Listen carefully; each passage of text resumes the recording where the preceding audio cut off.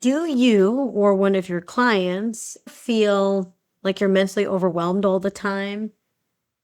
Like simple tasks have started to feel strangely difficult? Like you procrastinate on things that you deeply care about?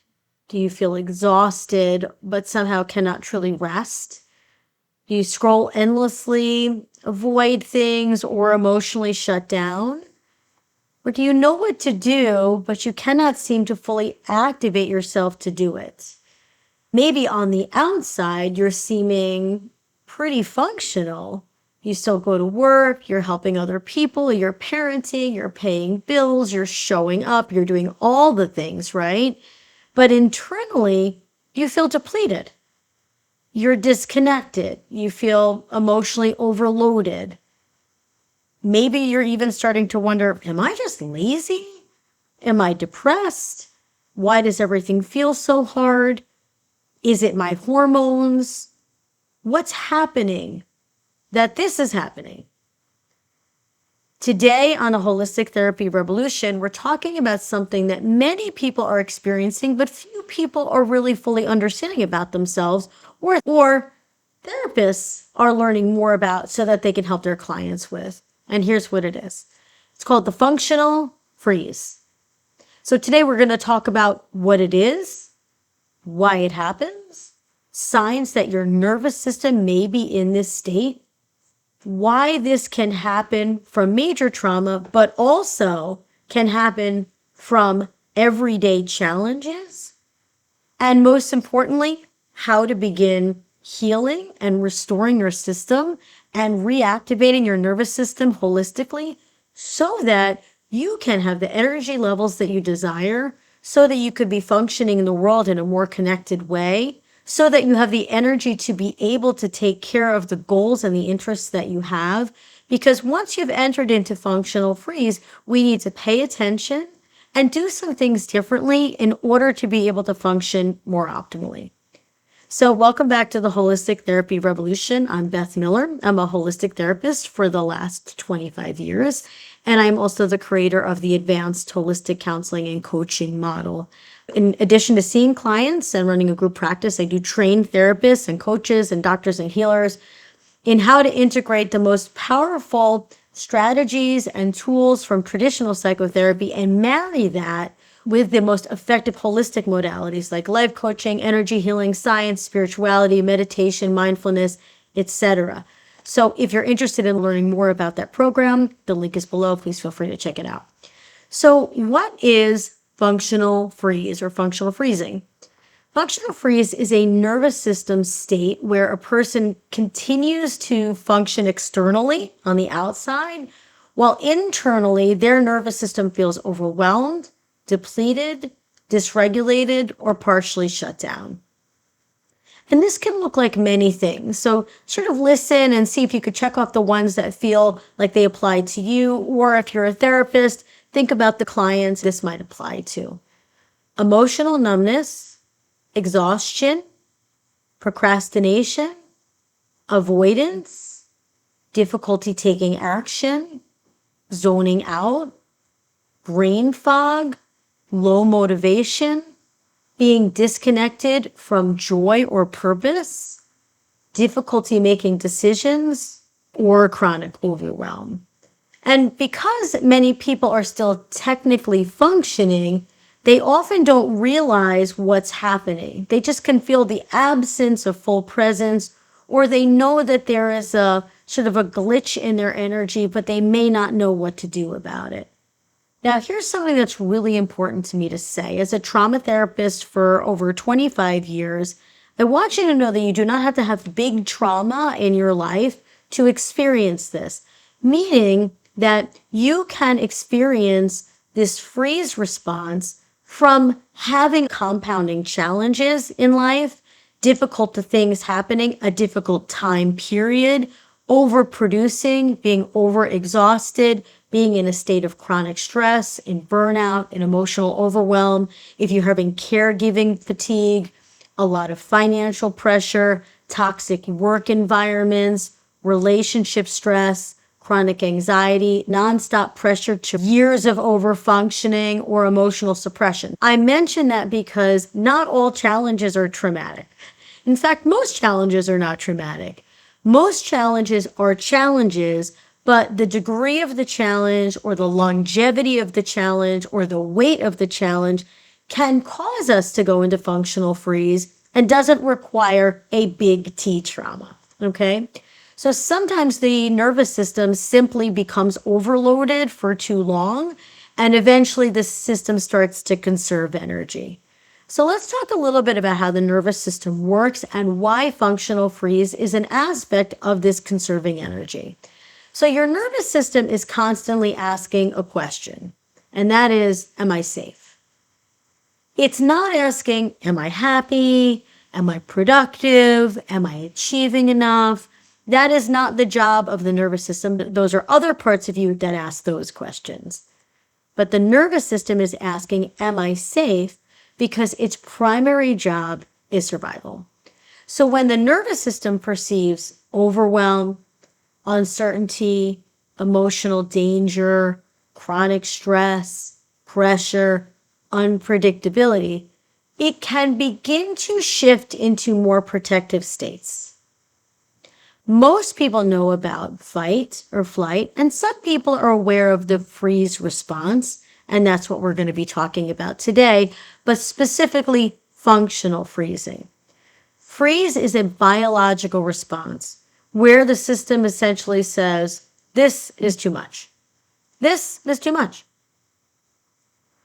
Now, what functional freeze often looks like in real life, the way that we're going to see it in ourselves or in our clients, because many people that experience functional freeze are actually quite intelligent, capable, empathetic, hardworking, responsible, but internally they may feel emotionally overloaded, mentally exhausted, disconnected from themselves, and unable to fully engage in life. Functional freeze can look like staring at your to-do list, but not doing anything, not taking action, not starting, feeling paralyzed by simple tasks, scrolling instead of taking action, overthinking constantly, emotionally shutting down, wanting to isolate, feeling numb, being tired but wired, and losing motivation for things that you once cared about. And many people do shame themselves for this. But this is often a nervous system issue, not a laziness issue. Now, if you're working with a therapist or if you are a therapist, we always want to take a look at what could be the other factors at play for why a person's feeling this way, why they feel paralyzed by simple tasks, why they're not taking any action, why they feel tired but wired, why they're wanting to isolate. We want to do things like really rule out depression, rule out anxiety, rule out hormones, or see how this nervous system issue may be working in conjunction as a comorbidity to those other issues, right? So if the client has grief right now because of something really significant that happened in their lives, what you might be seeing is grief, not functional freeze. If they are rating pretty high in depression assessments, you might be seeing depression, not functional freeze. Or we might be seeing both. And that's where the therapist has to be a good diagnostician to be able to help flesh those things out. So let's talk a little bit about the brain and how the brain is a big part of this functional freeze process. So your brain is designed for efficiency, predictability, and energy conservation. Three major functions of the brain. The brain prefers and is trying hard to be efficient, predictable, and to conserve energy. Your brain is not really oriented around transformation. Your brain can be somewhat resistant to creating new habits, new behaviors, emotional responses, or ways of living that require a lot of neurological energy because the brain is trying to keep its predictable patterns in place that it understands through its neural programming. And the more it can just keep repeating what it's been doing, the more energy it can conserve. So I want you to think for a minute about if you learned how to play piano. At first, you go to play piano and your fingers are kind of awkward, right? You don't quite know where to put them. You have to look at them constantly. You have to be incredibly present in the process of learning that new skill. You're going to make mistakes. You might feel mentally exhausted while you're doing it. But after enough repetition on the same song, the brain creates a neural pathway and the process becomes much more automatic. In other words, the brain starts to understand, oh, when we open up the piano and we start to play chopsticks, I know what to do because I have it all laid out in my neural programming. And then we're playing without being as observant because it's on automation at that point. Now, the same thing happens to us emotionally and behaviorally, meaning that we repeat a lot of behaviors because that is the neural programming that we already have. And healing functional freeze means that we actually have to help the brain to rewire itself. Right now, it's on a pattern or a program that says, I feel overwhelmed. When tasks like this cross my plate, it's too much for me. On Mondays, I feel like I can barely function. Every day, I'm just doing the bare minimum. It is trying to conserve energy by actually resisting any change and by hitting play on the same pattern every day, which unfortunately is wearing you down and exhausting you. The body's nervous system has become overwhelmed or overloaded for too long. We start to conserve energy and not be able to do as many things or with the same efficiency as the past. However, we might feel guilty about this. We might feel ashamed, right? Many people in this state might believe, I should be able to handle this. I should be able to do better. Or other people can handle more. How come I can't? Or why can't I just push through like the way I used to 5 or 10 years ago, or maybe in the past when I was younger? But when the nervous system is overloaded, pushing harder often increases more shutdown. It's like the law of diminishing returns. We're going to get less out of trying to push to do more. And guilt, shame, self-judgment starts to ramp up when we cannot do as much, we're not as efficient, we can't think as clearly, we're not as capable. Now, shame, self-judgment, guilt actually becomes another emotional stressor for us. And it's important to keep that in mind because when we're at this point with functional freeze, our goal is actually to reduce stressors, not increase them. And shame, guilt, self-judgment is actually just increasing the stressors. So a threatened nervous system does not really heal well. We want to keep that in mind, okay? So here's some holistic solutions for functional freeze because shame and guilt is not going to work. It's actually just going to add more stressors. Just pushing through harder, not going to work. And believe me, I want that for you. I want you to be able to just push through it, use traditional resiliency to be able to accomplish your goals, to still stay as functional and as capable as you've been in the past. But the problem is that when it's not working, you actually are eroding. You're getting more exhausted. You're getting more beaten up. You're getting more overloaded. And that is not going to result in you actually loosening up that functional freeze. It's going to result in you double downing on it. We don't want to do that. So here's some things that we can do. And holistic healing is really important here because this is not just about, let me find another strategy for how to get my work done, though that can help. This is not just, what if I delegate some of the duties in my house differently, though that could help. This is not just thinking differently about yourself, like, let me think I'm not weak and vulnerable. Let me think of myself as a powerhouse.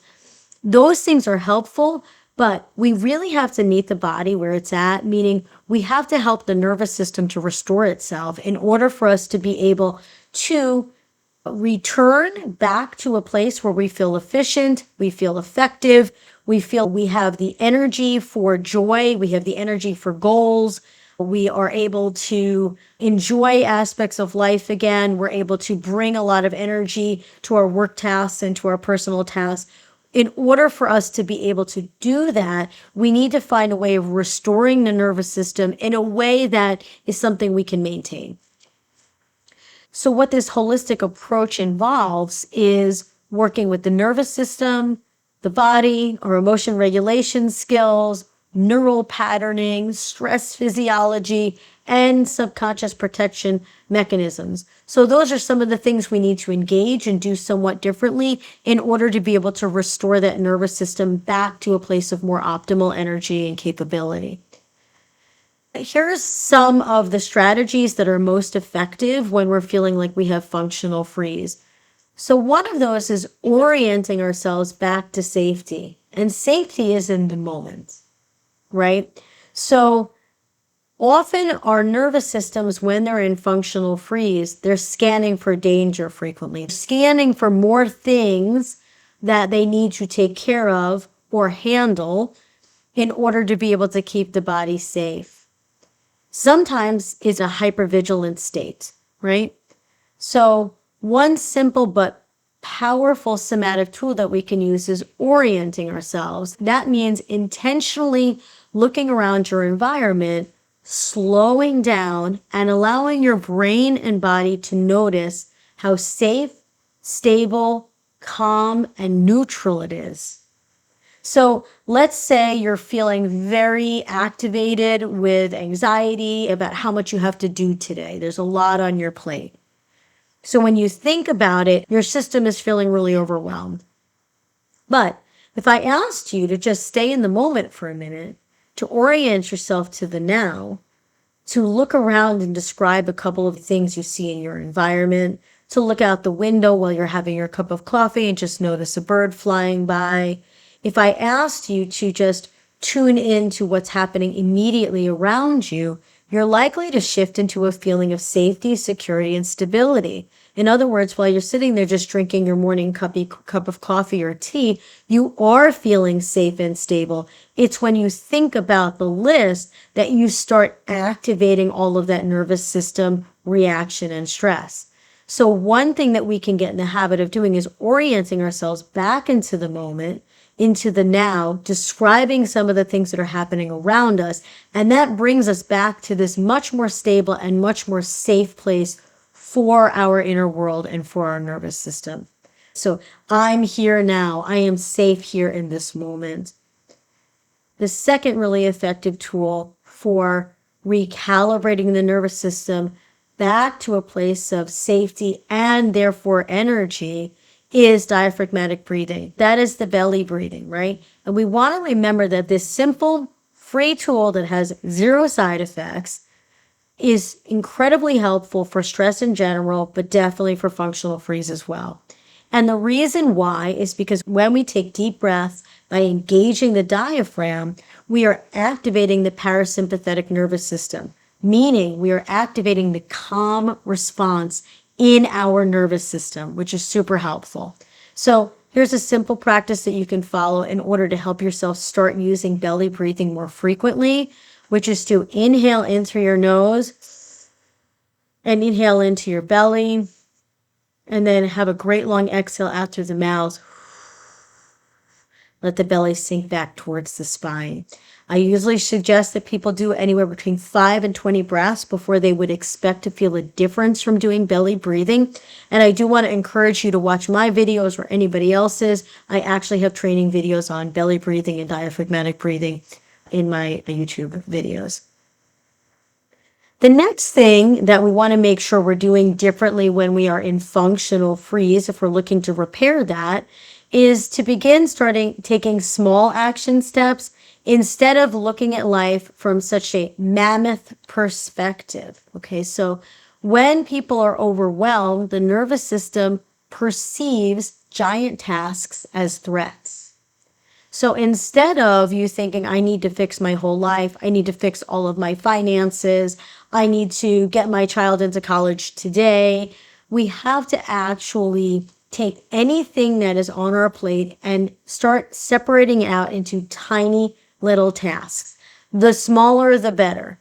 So instead of it being like, I have to clean out my whole email box and it's so overwhelming and there's so much crap in there, we might think, I'm going to answer one email.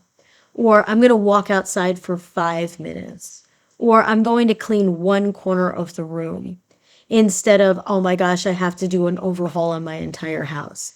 This is more palatable to the nervous system, and it helps the nervous system not feel overwhelmed by a task. And what we can do is we do one small task, and then we can add another one to that, and add another one to, and just keep adding tasks until we start feeling more maxed out, in which case we don't want to keep doing the small tasks at that point. But doing the small tasks piled on top of each other is kind of like, how do you eat an elephant? One bite at a time. It really helps us to reduce the stress level that we're experiencing while still aiming to be functional in life. Another set of tools that we can use in conjunction together in an easy way that does not overwhelm us, they're just small shifts that we're making, is more somatic movement. So freeze often physically lives in the body. The sensation of freezing and being unable to keep going or have an optimal amount of energy, or feeling exhausted, disconnected, detached. So gentle movements can help us discharge stress energy. Helpful practices with somatic movement would be walking, stretching, shaking exercises, yoga, dancing, progressive muscle relaxation. Now, some of you might say, yeah, but I'm not going to get the cardio benefits, or yeah, but I'm not going to get thinner just by doing, a small amount of walking or stretching. That may be true, but the thing is that if you keep pushing really hard with exercise that's just stressing your system out while you're already in functional freeze or very maxed out with stress, then actually you're probably just producing more cortisol anyway, and that's not going to help you lose weight, because it's very hard for us to lose weight when we have a lot of cortisol or stress hormones in our system. So you may want to eventually build up to a more vigorous exercise, but for right now, with the functional freeze that you have, the exhaustion, the detachment, a daily walking practice, again, 5 minutes, 10 minutes, 15 minutes, or stretching, or shaking, or yoga, is a way of actually starting to mobilize our system from what's called the dorsal aspect of our nervous system, which is more immobilized, and moves it into the ventral aspect of our nervous system, which is actually more functional and movement oriented. So the goal here is not perfection, but we do need movement regularly in order to be able to dissolve that functional freeze. Another important shift that we need to make is reducing our nervous system overload. Sometimes you may step back and notice that you're asking your whole system to answer emails constantly, and binging phones and texts, and children crying, and work that needs to be done, and cars that break, and all of these things. And we have this expectation that we handle that really beautifully and perfectly all the time, and that we not become overstimulated. But the truth is, a lot of people are pretty overstimulated. So we have to, on purpose, be our own cheerleaders to make helpful shifts to be able to reduce this overload. We have to be in our own corners. We have to set ourselves up for success. So that means reducing doom scrolling and scrolling in general. And a lot of people have a very hard time with that because they have an addiction to it, or it's their escape plan for when they feel overwhelmed. But unfortunately, the scrolling and the doom scrolling is actually adding to the fatigue. It's adding to the exhaustion and the detachment. So it's not a great choice as far as your detachment skill or your coping skill. Limiting negative media, improving sleep, slowing down multitasking, creating boundaries where they need to be made, spending more time in nature. That is hands down one of the easiest ways to be able to reduce your nervous system overload, and reducing your emotional chaos. Now, sometimes we don't feel like we have choices related to the emotional chaos around us. It might just be a feature of what's happening in our workplace or our home life.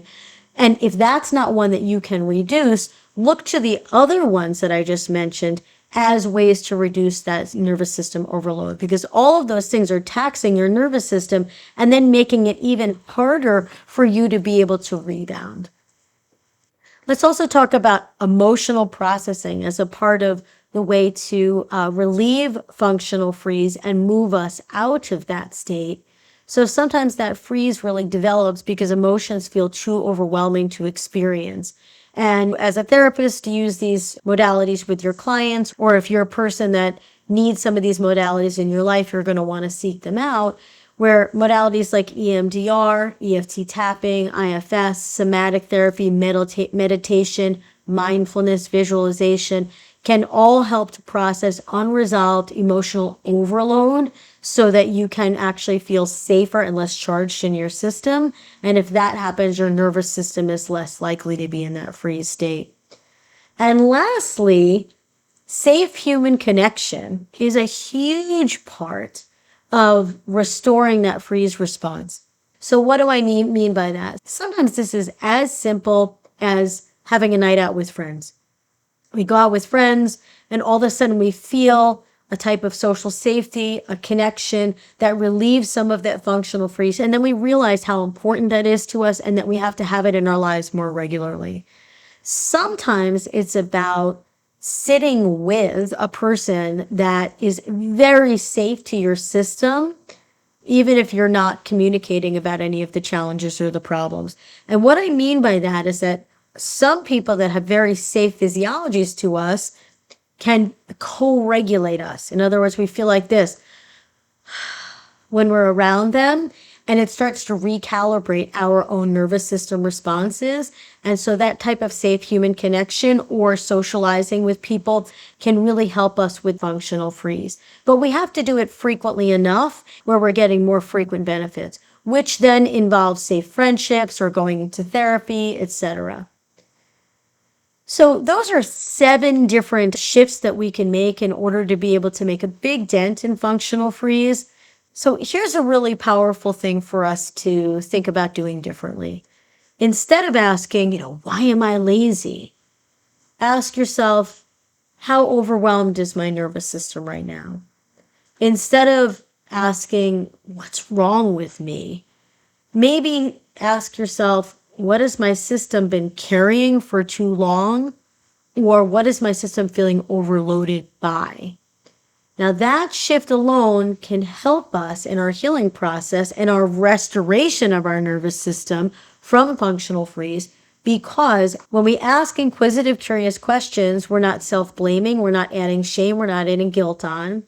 So if you've been feeling emotionally exhausted, disconnected, overwhelmed, unable to fully move forward, I hope this episode helps you to understand that your nervous system may not actually be failing you. It's actually just overwhelmed, and it's trying to protect you the best way that it knows how.